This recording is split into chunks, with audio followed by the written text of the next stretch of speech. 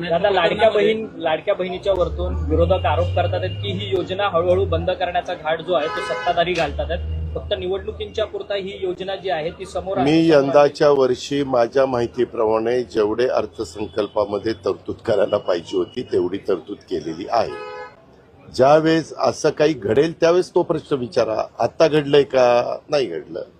आम्ही ती योजना चालू ठेवणार आहे हे आम्ही सर्वांना सांगतोय आणि ती चालू ठेवली. खरं तर पण नमो शेतकरी योजना जी जे लाभार्थी आहेत महिलांना फक्त 500 रुपये दिले जाणार, त्याच्यावरतून विरोधक मात्र आक्रमक झालेत. म्हणतात की जिथे 500 रुपये दिले जाणार म्हणजे त्यांना नमो शेतकरी योजनेच्या अंतर्गत त्यांना 1000 रुपये मिळतात आणि आता लाडकी बहीण योजनेकडून त्यांना फक्त 500 रुपये दिले जाणार. अशी संख्या जी आहे ती 8 लाखाची. आमचं म्हणणं आहे की त्यामध्ये कुठल्या तरी एका योजनेचा लाभ घ्यावा. मग त्यांनी इकडची योजना जी आहे राज्य सरकारची